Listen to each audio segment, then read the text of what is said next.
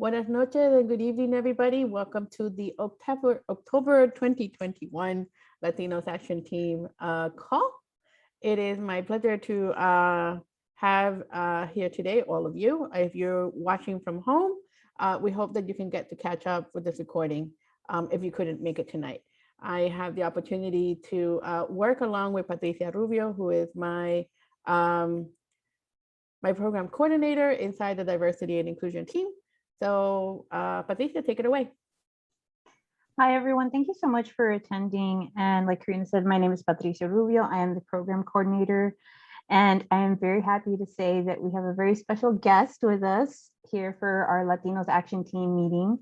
And we are very lucky because we get to hear from humanitarian aid worker, Gabriela Zavala, who from 2018 has been working on the US-Mexican border with high volumes of asylum seekers. And also one of the biggest things that I've learned as I volunteered just a few times, but also have worked with Gabby on helping sustain the center, is there are so many stories about climate issues. And when these folks are seeking asylum, a lot of people do not realize that they are also seeking safety from climate crisis. And so that's something that doesn't get talked about. And we felt that it was very important that we get to that. And so what I'm going to do is I'm just going to read a little bit more about Gabby, and then we're going to go ahead and go into some questions. But a little bit more about Gabby. Plenty of experience working with refugees. She has committed her life's work to helping asylum seekers gain access to any assistance needed. She started the Asylum Seeker Network of Support, which is an organization dedicated to creating grassroots efforts. That's another beautiful thing, is that we're talking about straight up communities. Like, this isn't starting from some fancy NGO. This is Gabby making it happen, you know, from wherever she was at. And so she also has organized efforts like the Rainbow Bridge Asylum Seekers, Breakfast Tacos for Asylum Seekers, the Migrant Respite Center at the Iglesia Bautista of West Brownsville in Texas, and the Resource Center Matamoros.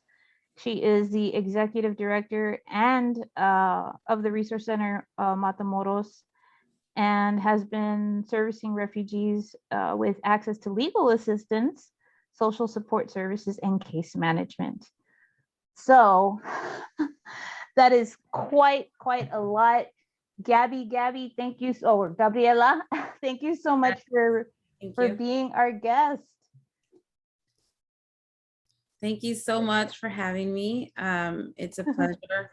The background that I have is RCM, Resource Center Matamoros, which is one of our biggest projects for the Asylum Seeker Network of Support.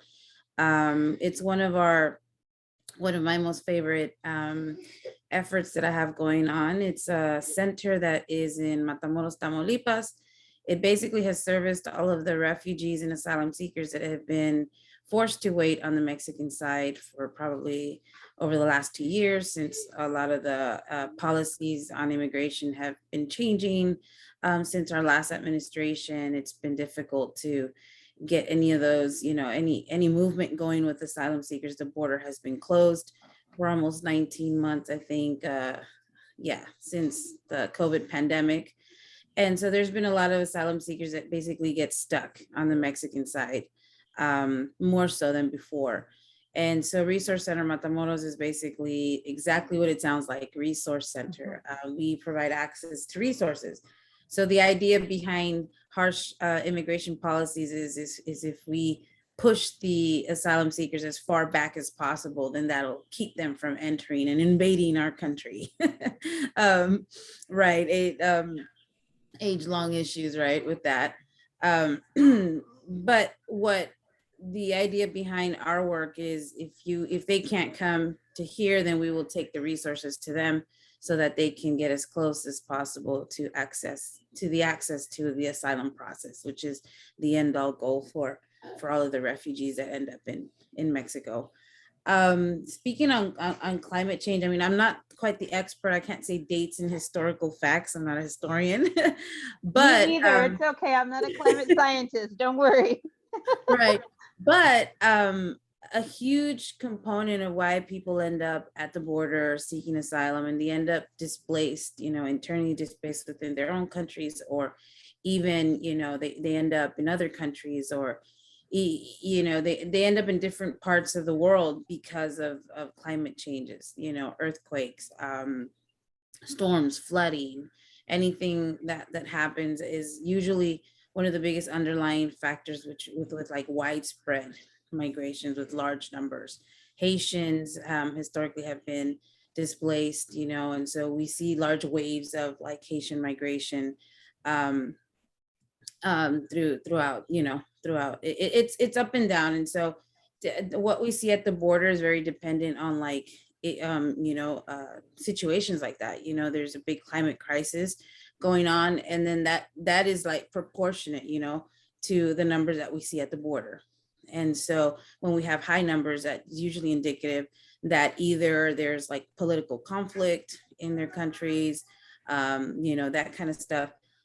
There's an increase in violence, cartel violence, or organized crime, and then or there is a huge, a climate change. Something happened, that kickstarted that migration, and then we see floods of people at the border that we have to attend to. They're searching for asylum. They can't access asylum in the U.S. because of policies, right, that prevent them. Right now, there is a policy called Title 42, which is based on the idea that people can bring in COVID to the United States. So it's like this sort of health policy that they have, but it doesn't really apply to everybody. It only applies to refugees and immigrants. It doesn't apply to, businessman that comes over with a visa, right? Gabby, are you telling me that this title is just for asylum seekers and refugees? Like it has nothing to do with people that are traveling back from Europe or something like that? Right. So okay. Yeah, a surprise, right? It only well for us, like a lot, for what y'all don't know, that the folks that will see this later, is Gabby and I are from an area called the Rio Grande Valley.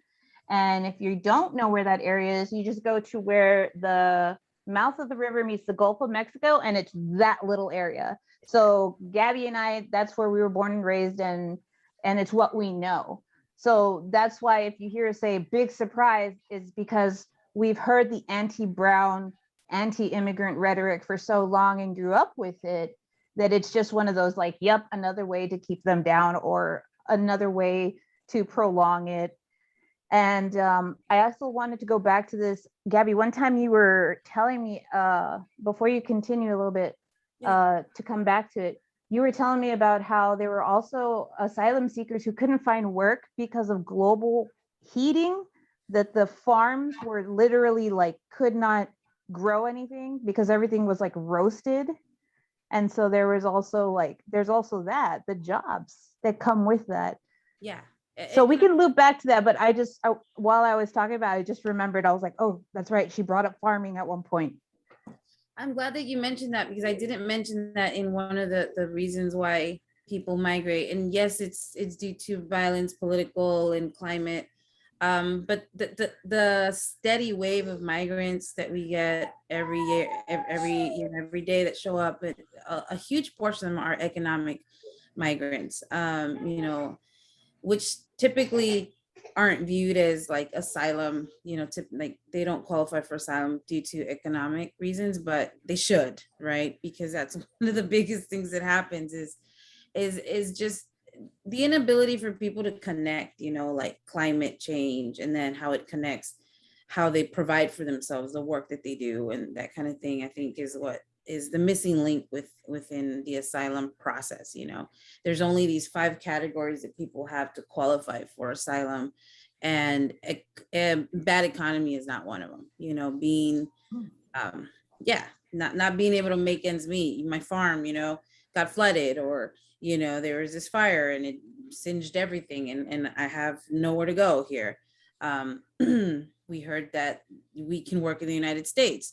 we can make quadruple our monthly wage in 1 week, that kind of thing, you know. So, but they don't, you know, so those are the things that I'm glad that you brought that up.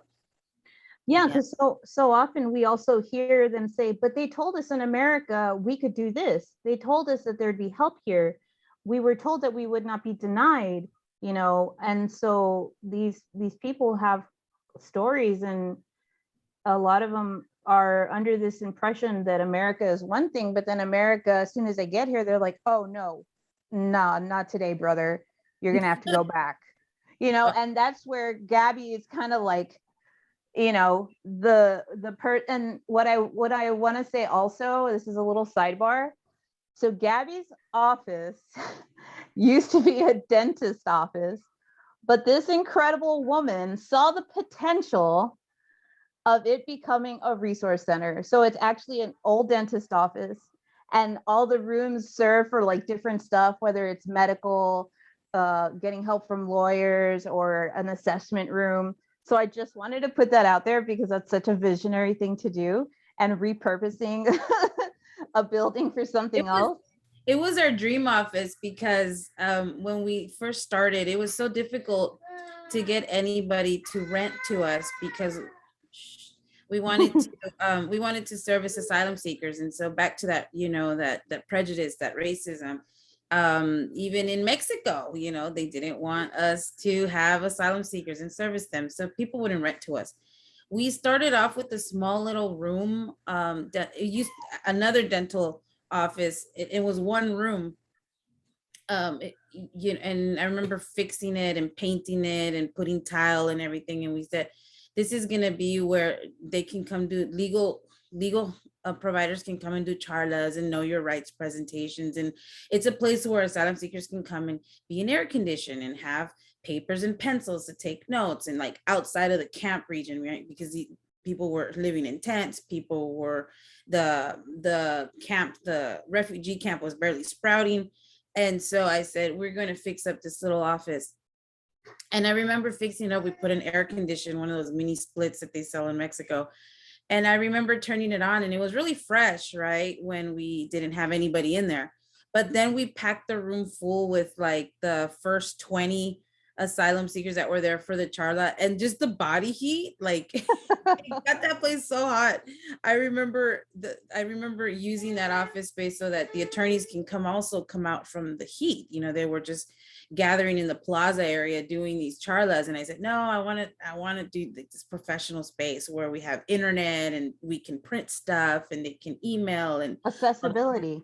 Yeah, all that cool stuff. And I remember one of the attorneys, I don't know if you guys know Jody Goodwin from Harlingen. She came out, she was just like, I'd rather do it outside in the blistering heat. It was so hot in there. So that was that experience with that first office. But then I kept exploring and I didn't give up. And then there was this huge dental complex, you know, and it had 6 offices on top. It had a whole sort of like home office, of which it also used it for like, we had a church there, you know, we had church services there. We had classes for kids. We had, I think, even like an art show one time with some of the asylum seeker kids from the camp, you know. And then on top, we had the legal offices, we had the medical, we had the, so I repurposed it. So this new place that we have is really a dream come true. It was a very large space, but you know, so yeah, I'm glad that you mentioned about that space. And it was, the location was really useful also because it was right across the camp. That was my next thing. I was like, can you tell everyone exactly where that building was? Right, strategic, you know. And I remember when I first started, I remember when I first started, I didn't have funding. I think I started one of my first efforts. I think I started with $400, but I had this vision, right? And then I had, I think, come up with like 2,000 to start that first office. And then we wanted to move to this larger, which it was going to cost about 4,000. And I called upon one of my pastors from the Iglesia Bautista, the Migrant Resource Center. I said, hey, I have this idea. I have this vision. Do you believe in me? And he was like, yes, I do. And so he lent me the 4,000. And I said, I promise you, once I start this thing, if people are going to want to support, I have this vision, and if it doesn't, then I owe you my firstborn child and that kind of thing. So I was like, but it did.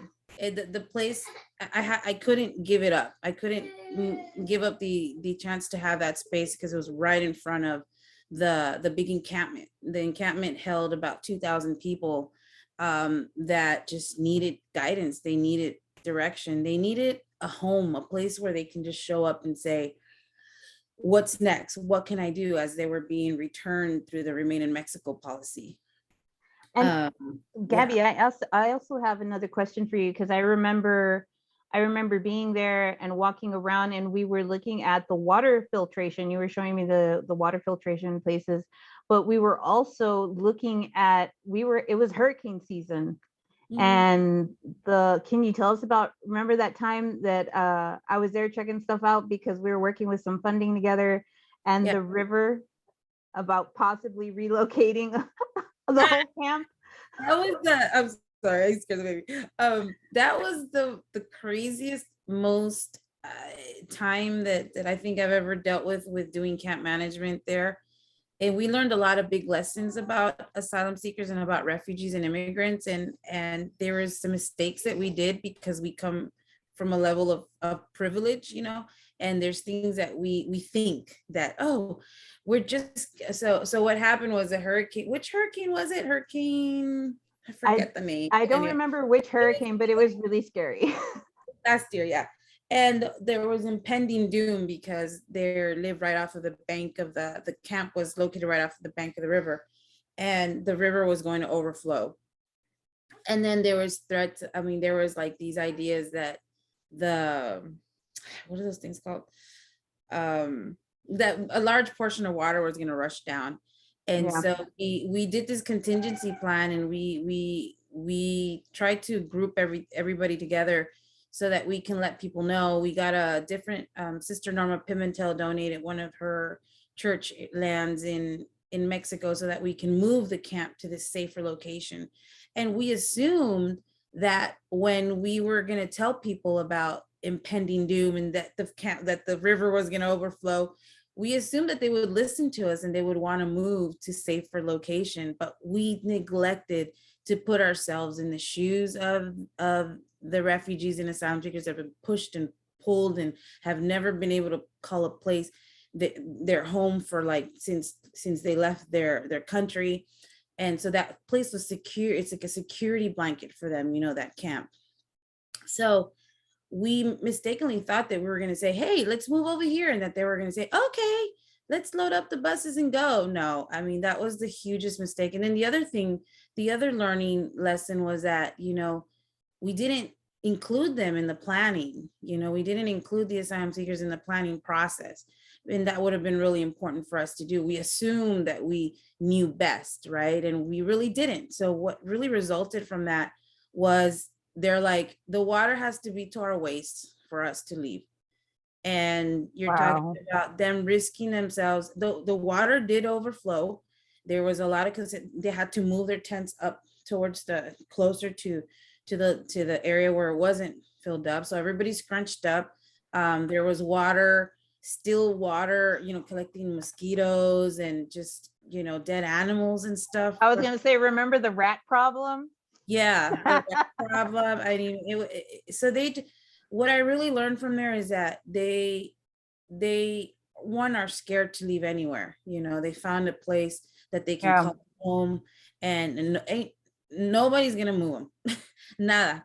Not even the hurricane will move them. So that was a pretty good lesson. But then that was a lesson for us as to, okay, if there's inclement weather coming, and we got to prepare to service them in a way where we're going to have to service them there. We cannot assume that they're going to move. We can't move them to safety. We have to make sure that we start thinking of ways to like deal with the mosquito problem. So then they started donating these little pills that you throw little tablets that you throw in to like prevent. So we had to start looking at things like that. We had to hire a big crew, and I was a big fan of paying asylum seekers to do all the work. and not asking for volunteers. I hate the idea of an asylum seeker to volunteer their time. That, you know, if they're not working, then they're not eating. So it was like, okay, we're gonna pay an entire crew to do it. And sure, I mean, they cleared out, they, you know, because there was also quite a bit of debris that washed up Yeah. and that stayed there alongside with that water. So a lot of people don't realize is that when we're going through all these climate issues, like, people are not thinking about how it would affect someone who is more vulnerable to the elements. And also the fact that, you know, they have been through so much, they were like, no, we're not leaving till it's waist high. And these people were intense for like 2 years, 2.5 years. And but that is the desperation of some of these folks, and the privilege that we have, we take for granted, you know, on just some of our basic Maslow needs, you know, food, shelter, you know, family, different things like that. I know that was something really interesting to hear from you when you were telling me. I was like, well, do you need more stuff, or how can we do this? And you're like, nobody wants to leave. They're like, we'd rather be waist high in water.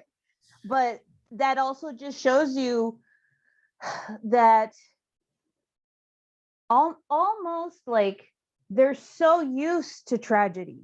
They're so used to all these issues with climate Yeah. that they've learned to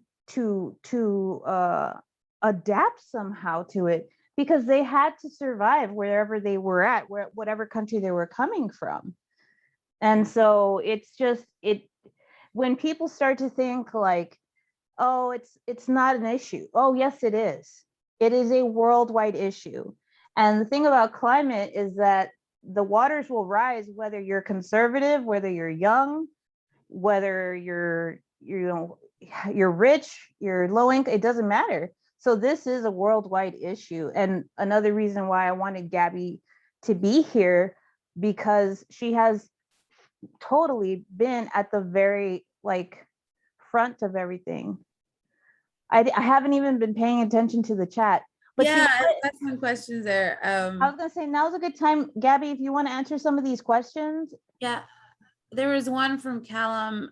So Americans can visit Mexico back and South America back and forth on vacation right now and come back, but not people to be here for their livelihood. That's correct. I mean, Yes. that's absolutely correct. It's rather sad, and it's just almost like they say, oh, well, it's this policy. I'm like, oh, why you gotta lie? You know, just you know, just put it what it is. It's like, we don't want you here right now, and we're trying to figure out what to do with y'all, you know. And pretty horrible that they blame things like COVID. COVID has been so convenient since the beginning for a lot of this, you know, immigration and ways to stop immigration into the United States, especially with asylum seekers. So that's Callum has another question where it says, in Are camps to have. So camps, these camps are not, the one that we service was not a camp that was very traditional. It wasn't supposed to exist in the beginning. It wasn't recognized internationally as a refugee camp. UNHCR wouldn't recognize it because the politics, right? UNHCR is institutionally funded by, you know, and their partners, you know, they deal with governments. And so Can you tell us who UNHCR is? what's the stands for? United Nations Human Rights Council? Yeah. I was like, I think that's it. Gabby and I have been on like speaking with them before when we've been, you know, making comments about this issue. They're the ones that usually take charge of all kind of refugee and migration issues all over the world. They're the ones that do camp management in official refugee camps. So this camp wasn't recognized. It never was an official camp. UNHCR came and did recommendations, but the people that ended up doing camp management and infrastructure was RCM. You know, we read up on a lot of their WASH guidelines. Water, sanitation, and hygiene we implemented. I mean, we basically, NGOs were the ones that did all of the camp managing there. So it wasn't it sprouted up on itself. So it was difficult for us to later on implement like protocols and procedures there. We tried to really just go in and offer services and try to coalesce into a coalition. But there wasn't, there wasn't any guidelines as to who could be there or could not. Ideally, like kind of like what we're doing in Reynosa now is we're going to our chance to start a new camp will allow us to do protocols and set guidelines and stuff for camp. But like in this camp, even cartel members lived inside of the camp, because it was they had to monitor their clients, right? They had to recruit and they had to do all that stuff so that they can engage in their age-old business of human smuggling, right? Basically, yeah. And I know, what I want to add to this is that, so by the time the camp, like Gabby got involved with the camp, before that, they were sleeping on the actual bridge. And our mutual friend, Brendan, had actually come down. And what's really funny is Brendan was, he's a wonderful person. He's super hands-on. He is such a humanitarian, just like Gabby. They're like thick as thieves, those two. But I remember I used to go with Tucker to feed folks on the bridge, and then at the other point of entry, so we would go through Mexico and kind of like with our little wagons, his little wagons. And so at first people were just on the bridge, sleeping on concrete with the sun beating on them in the middle of a Rio Grande Valley summer. And these people had children. They would try to seek like refuge in like under trees or things like that. But that's how a lot of stuff started happening, is that they learned that there are people that are just waiting on the bridge. You know what I mean? And so it grew and grew and grew. And so I think, Gabby, at that time you were doing stuff at church, intaking folks over there. Yeah. And then when they started coming to the bus station that's really close to the bridge over in Reynosa, that's when you started doing tacos for asylum seekers.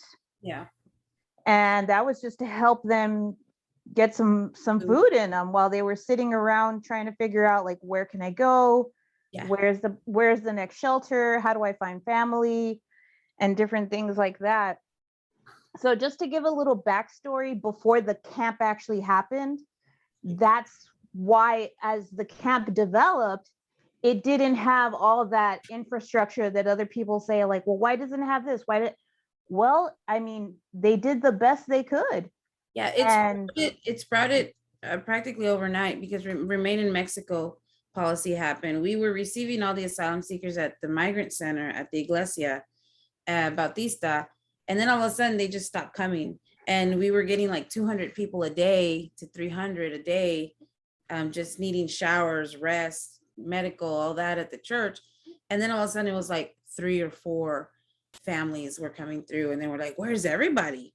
And it turned out that everybody was being sent back to Mexico, right over the border. So people were basically just like sent over the bridge and said bye. They would get registered with the Mexican immigration. And you would think that at Mexican immigration, they would say, okay, we're going to register you, that you're being sent back from the United States under MPP. Here are shelters. This is where you can live. This is where you can go. No, it was just like, what's your name? This, that. Okay, bye, out the door. So Resource Center Matamoros became that place where people went after they were expelled from the United States. And even now when they're deported, they go there. And so that's where we're like, okay, you're under a program called Remain in Mexico. You have court dates, right, that you have to attend to. If there are the shelters you can go to. But at that time, people were just so Team Brownsville was another organization that is big in helping, and they were taking tents across. And so I remember those days. Yeah, while they were sleeping in the plaza, right before RCM happened, they were just sleeping in the plaza area, right at the foot of the bridge. And people just started bringing blankets. I mean, a lot of them didn't even have a cell phone. They didn't have shoes or they had shoes with no shoelaces. Oh, yes. Yeah, some of them came without clothes, I mean, they didn't have anything. They were basically sad. It's So then people started taking tents, and then it became a tent city. And yeah. then after that, we were able to move them from the lower plaza part, which was a request by the immigration. And we were able to move them up to the bank of the river, which was, basically the only other choice they had. And that became the camp. So going back to the question about income, I mean, did they need income? Yes, they always did, because their camp wasn't off in some kind of isolated area. It's in the smack in the middle of the city. People, they need things just like everybody else. Everybody's got a cell phone. They needed rechargeable chips, so that they can use their cell phones to call their families. And so they needed, their kids needed clothes. And so did they need income? Yeah. I mean, a lot of them would go out to work in the neighboring areas. A lot of them turned to like self-work.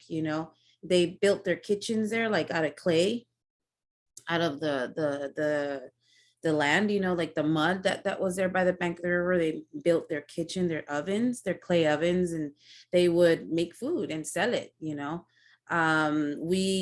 I was always a big, supporter of, or like an advocate for people to get hired, for us to, if for example, we wanted to feed, or we wanted to provide, I don't know how many meals. And I would say, well, why don't you just provide the supplies to, like, this group in the camp that is cooking and that kind of stuff. Like there would be like little schools that would that would pop open, or like Catholic, like church meetings and stuff, and where they needed to provide food. And I said, don't go outside, just hire the asylum seekers that have that kitchen there. They're making baleadas, or they're making this, All and the so, stuff from home, like a lot of them were like using whatever they could find locally in the grocery stores to like make yeah. what they found from home. And also I wanted to say that I remember when I was at the bus station interpreting with our friend Liz,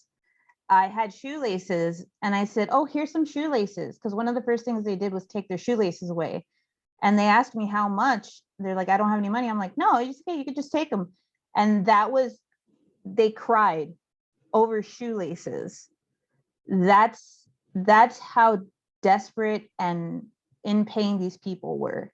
So everything that Gabby had done with all the other NGOs, all of our other friends, was remarkable and historical. And I just want to take this quick moment to also ask y'all, if you have a question, please, unmute yourself, use the raise hand function. If you want to put it in the chat, you can put it in the chat. But does anyone have any questions for Gabby? There's one there. How is your center being funded? I mean, it is like all of the above. It's right now we've been suffering for funding. I mean, I guess it's common between a lot of nonprofits right now, just because since COVID and all that. But we've been,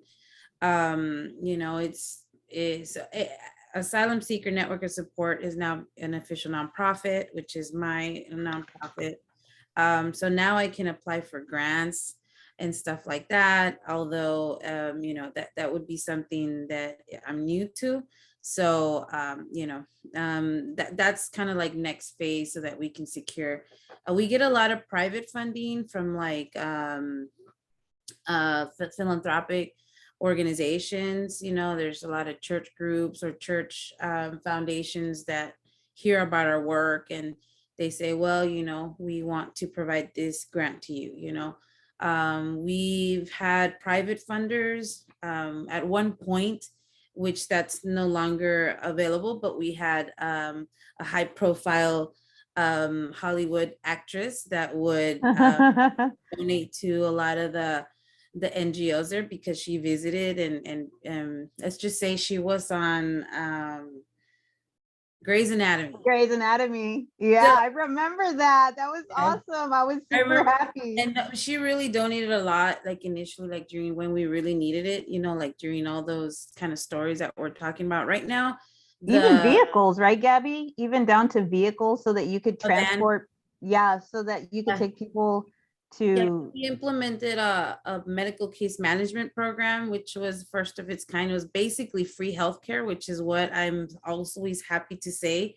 It was the least funded program, and I'm like, wait, isn't free healthcare like the the hot topic that everybody wants, right? But when here we are providing it to asylum seekers and nobody wants to fund it, but it was fine. I mean, being able to take people like we help, you know, even women with breast cancer I access remember that. treatments. And you're talking about in Mexico, they had to go to like DF, you know, so you had to coordinate all that as a medical case management program.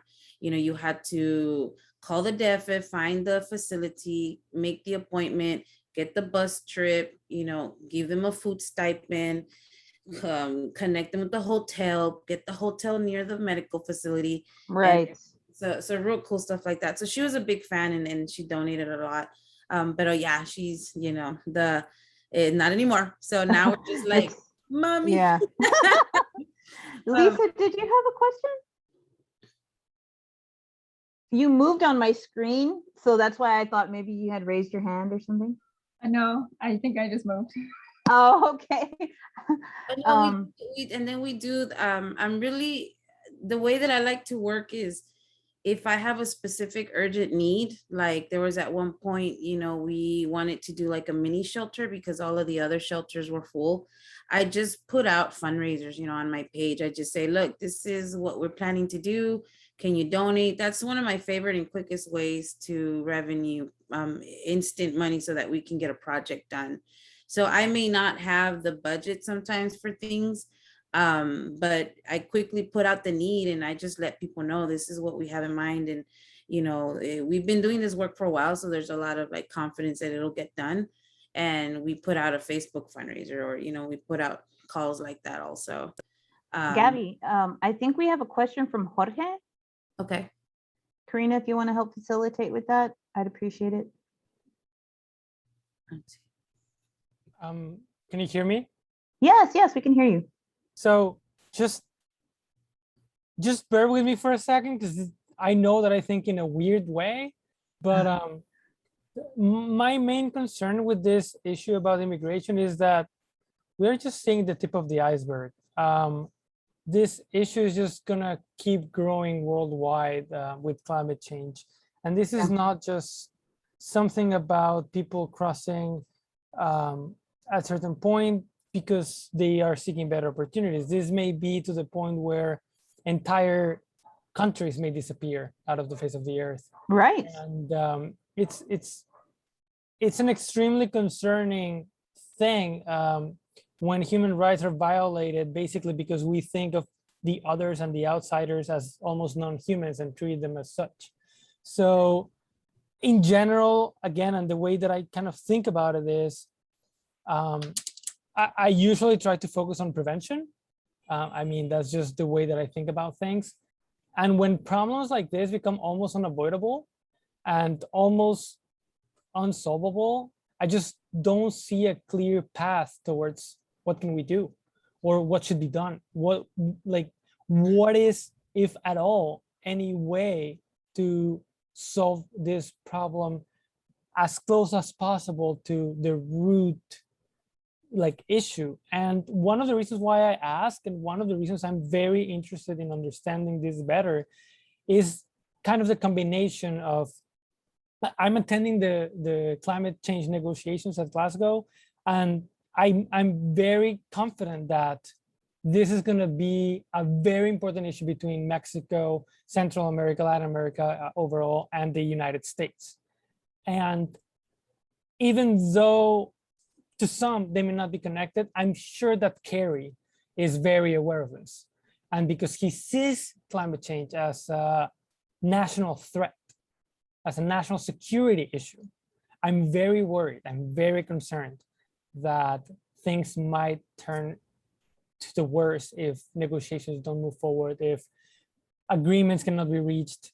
And so I just kind of want to know a little bit more about people's perspectives, and also someone who's working on the problem.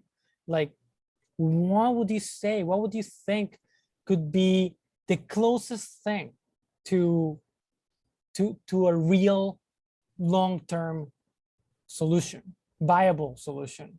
Like that's something that I'm like lacking entirely in this particular situation. Like I just don't see it. So Sorry, I, that was long. No, no. you're fine, Jorge. You're fine. Go ahead, Gabby.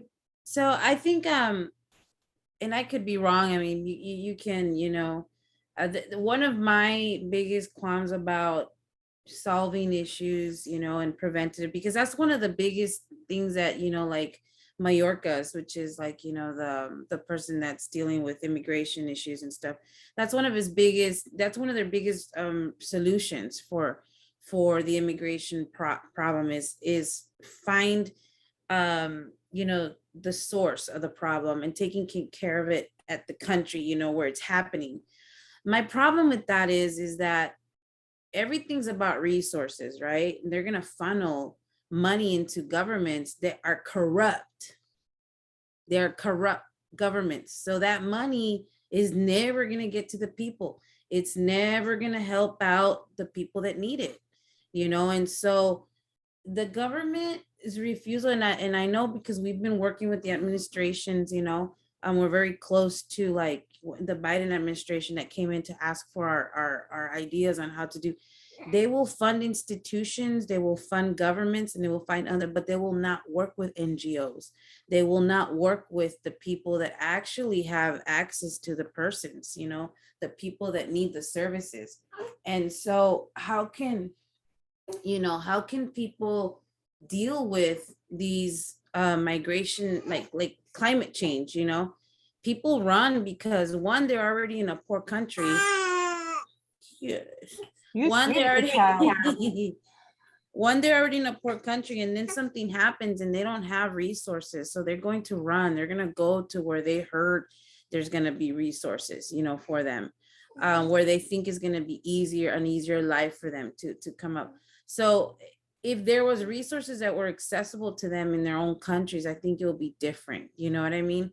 That's just one view that I have, that the funneling of the funding, it's just they put so much money into, they pump so much money into other people's countries, but they're just giving it to the wrong hands, and the people don't have access to it. And so I don't think you'll ever have a solution when it comes to things like that. Pump that, give the money to the people who need it, right? Yeah, miss, and now I sound like Escobar, Pablo Escobar or something, right? Help the people that need it. Yeah, no. But the thing is that you were there. It's that the whole point of having you here was to have someone who was literally there working with the asylum seekers, hearing about, the agriculture is dying because of global heating, or our village flooded again, or we don't have a home anymore because of the tsunami, or whatever it was. That other than the government part or the political issues in their country, like there was such a big chunk of people just talking about, well, what we know as climate change, but for them it was like, this is what's going down in my village, and I got a jet because I got 3 kids and we can't be here anymore. So I forgot where I was going with this, LOL. But so, like, as an example, in the work that we were doing, for example, we NGOs on the ground in Matamoros, we have expended, I want to say last year, just 1 year was like $300,000, just on like humanitarian projects and aid, right? That's a lot of money to go through. But that came from fundraising, that came from grants, from private funding. It didn't come from the government. The government doesn't support NGOs to do the work that we do. So what the government does, what the administration, even Biden administration, all administrations do, is they fund institutional organizations from Mexico, like OIM, right? The Instituto Oficial de Migración, right? The migration. You know what OIM did most of the time is they got buses to send people back to their country. Nobody got on those buses, but they were paid for, right? they did these very minuscule like projects just to say, oh, look, we used the funding. But you know that when you fund institutions that are large, like a lot of it goes to the administrative portions, right? To pay the head honcho, the one that's administering the funding, right? The one that gets paid the big bucks to have the ideas, right, on how to spend the money. But here was Gabby spending $1,500 on someone that really needed cancer treatment, right? I remember And that case. yeah, and so the funding that the government allots for like Mexico to take care of the people that are being returned that they don't want in the United States, they're returning them to Mexico to wait their asylum process. They give the government of Mexico money also, you know, to take care of them and to make sure they're fine, but they're not. They're living in tent cities. They didn't even have access to showers. They were showering in the Rio Grande River until I decided to put up some shower tents. You know what I mean? That some temporary shower tents. It's a perfect example as to like, yeah, they want to deal with the solutions. They want to like prevent immigration. It's not going to, because all of the funding and all of the projects and all of their ideas, they get lost in like institutional stuff. You know, it never helps the people. It doesn't help the people. And I would love to join that committee that, what was it? US ACE Coalition delegation. I'll read about it. I Yes, already, and we we have Gabby. Oh, I was gonna say, go ahead, boss. I was going to explain a little bit. The US ACE Coalition is basically a group of organizations that are working on trying to make sure that they talk about what would be good climate policies for the US. So they focus on education, training, public awareness. And I'm thinking you would be such an important voice in that coalition, because that is what's happening. Incredibly enough, you are the second person that had mentioned about, you know, money and funding and how the folks that need it the most don't have it. Earlier today, I just went to listen to a conversation of Latino youth that were talking about, you know, climate and their concerns, and I was not surprised, but I love that they're just becoming so bold. And one of the questions that were asked to them was, you know, what is one thing that you want adults to know? And basically the answer was like, we want them to let us lead. We know what we need to do. And it was very like, it was just so interesting to me to see that they're like, yeah, we are aware of the solutions, we want to work on them, give us the opportunity to lead. And you know, there's a lot of discussions on how to best to do that, but again, I think you can bring such a valuable insight to dealing with immigration and climate that not a lot of people can bring, because you are actually doing the work. Yeah, thank you. I would love to. Thank you so much for that suggestion. And I don't know, Jorge, did that sort of kind of, have you thought of something similar to that? Did it make sense what I was talking about? Yeah, no, like everything sounds about what we have talked in the past, the kind of universal basic income, but again, worldwide, in order to try to reach people. But again, it's about the institutional framework necessary to do exactly what you described, making sure that it reaches the people who need it, and that it doesn't just, you know, fall through the cracks of corrupt governments or bureaucracy. And the other thing is, another key thing is making sure that people have enough to eat, enough to drink, health services, because yeah, nobody wants to just, you know, flee and leave everything behind. So if they had the bare minimum, you know, it changed things a lot. Sorry, someone was going to say something. Yeah, no, for the most part, you know, there's, like you say, if they have the enough of everything that you need, that like what we have, you know, if they had the same things and access to resources, like let's say we do in the United States, you know, and I'll tell you what, this is going to be a funny tidbit, right? But if you pay everybody an American wage in Honduras, they ain't going nowhere. though. But because I know for a fact that a lot of them come over here because they want to work and they have these goals in mind. They say, I'm gonna go to the United States and I'm gonna work there for 2-3 years. Voy a hacer mi casita. I'm gonna make my house back in Honduras and I'm going back. I want to make my mom and my grandma a house and I'm gonna go back and I'm gonna go live over there. Or I'm gonna make enough money over here because I'm gonna start my own pig farm because I want to sell cerdos, I want to sell pigs, and so that way I can support my family. So imagínate, right? There's a huge chunk of people that come in like that. So, those kind of things, you fund people that way. And if the government was if they really wanted to deter people from coming, then they would think that way, right? Let's donate a chunk of stipend to each family that let them build their businesses and stuff, and they won't come. Pero no, they want to fund the government who's just going to steal the money from the people, and it's never going to work like that. Gabby, we have Jorge has his hand up, and I think, Jorge, your question will probably be the last one we have because we're about 8:07 Central, but Jorge, please go for it. Oh, no, then I'd like somebody else to go. I've already talked a lot.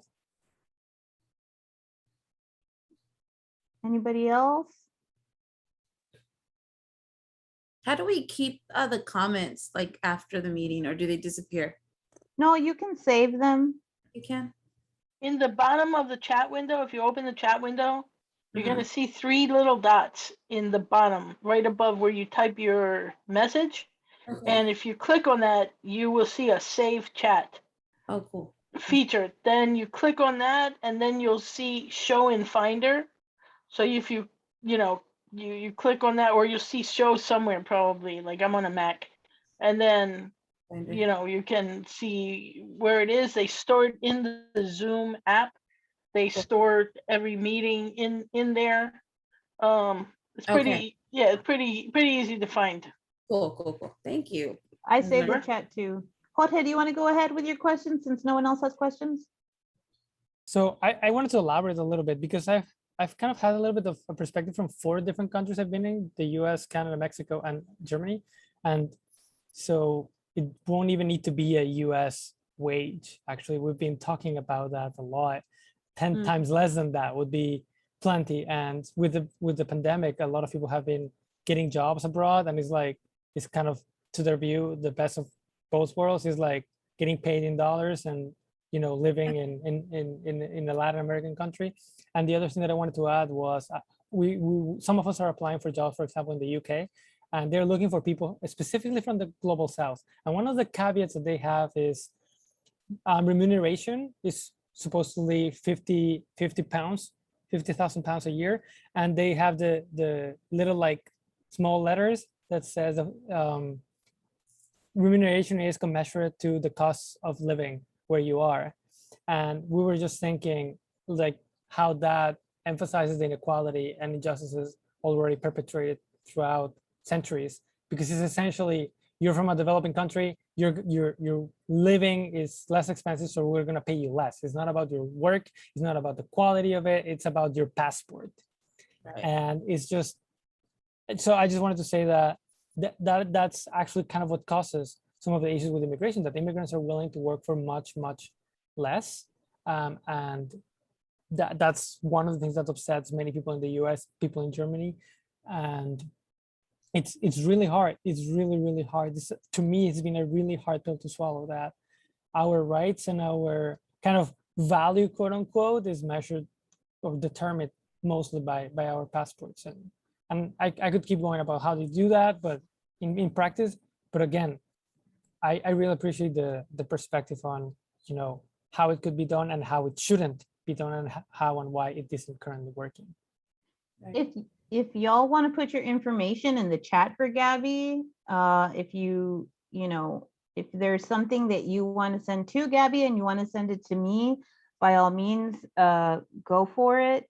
I do want to say this before I give Gabby the floor for anything she'd like to say, is if you go onto Citizens Climate Lobby website, there is a part that says, I forgot what it is, but it's about Marshall Saunders, our founder. And it talked about how, and this is what I love about Marshall, rest in peace, dear friend. He started off with microloans in Mexico to help farmers to just start their businesses. Yeah. And that's all he did. He just said, okay, here's your money. Go plant what you want, go do what you need to do. And it works. And it's just a testimony to show you, like, yeah, like, you know, you just give the people what they need and they can prosper, they can be successful. And so I just wanted to share that tidbit because Marshall is the founder of Citizens Climate Lobby. It's on our website. Take the time to read it if you can. And it was really inspiring when I was first coming on board. So Gabby, any last minute anything for anybody? I see you put your number in the chat. I put my email and my number. You can text me, whatever. It's, you know, WhatsApp is good. Get WhatsApp messages all the time. It's kind of like well, for me, that's the fastest way you'll get a response. But you also have to communicate with folks from Mexico and other countries. So that's what really helps you. Yeah, I've got used to it. I get texts, I do, but I check text last, I think, than the other methods. So Karina. thank you. Okay. Thank you, Gabby. I love you, compañera. Gracias. It's a pleasure. I feel happy. Thanks so much, Gabby, for being with us today. And thank you so much for your insight. I have just a couple of things I want to address to the team. You're welcome to stay with us. But normally I would like to give them just a little bit of announcements. For those who are watching this meeting, thank you, Gabby, for being with us. Bye, And guys. please I'm take gonna care. hop off. Bye. Take Oh, care. wait, we're gonna Wait, we gotta take a screenshot. That's right. Oh, okay. Is that okay? All right, let's. Yes. Okay, who else is gonna show up in the camera? Alfonso, Natalie, Jorge, Thank Cámara. you, folks. So Gabby can get rolling. All right. All right, go for it. Showing up on the calendar. Here we go. 1, 2, 3. That's 1. 1, 2, 3. And that's 2. Got it. Gracias, Thank you, Gabby. Gabby. I love you so much. Thank you so much, Patty. You guys take care. All Take right. care. Love you, Bye. girl. Okay, so for those still listening to this recording, just a couple of announcements. 1, we have a new team that's going to be having their meeting on October 26th. The new Differently Able Action Team. Please go to community to find our page and to join the event. If you know of any other volunteers who would be interested in participating in that team, please let them know that the team is about to have their meeting. You're going to be able to see this on our notes. And I am pressing the link for those who are with us right now. Those are the notes for today's meeting. The other thing that I want to remind you is that we have conference coming up. We will have a BIPOC gathering on the Friday before the conference. That will be November 12th at 7 o'clock. Please look for information on that. I will be posting it on our social media places so that you can remember to attend and to invite others. Tomorrow is our last activity for Hispanic Heritage Month. So as you know, we've been having activities almost every other Friday during Hispanic Heritage. Tomorrow we are going to screen the movie The Need to Grow. It's going to be at 8 o'clock Eastern. Hopefully you can join us. And last but not least, we're up to 85 co-sponsors of the Energy Innovation Act. And the majority of them are Latinos. Yay! So we're happy to get the support of the Hispanic Caucus members. That also includes the chair of the Hispanic Caucus. We haven't done much celebration, but we will after this. So again, I just want to thank everyone for being here. Amy, do you have a question? I do, real quickly. Yes, I'm wondering if it's possible to get your contact info or Patricia's contact info so I can send some follow-up questions about outreach to the Spanish-speaking community in general. Yes, sure. Give me 1 second. Or I can find it in the chat and then you could email me, whichever. Sure. Easier. Give me 1 second. Let me just finish the recording, and then those that want to stay, we're welcome to talk. So again, look for us. Go to, I'm going to be posting things in the forum, in our social media, and thank you so much for listening to us or coming to today's meeting.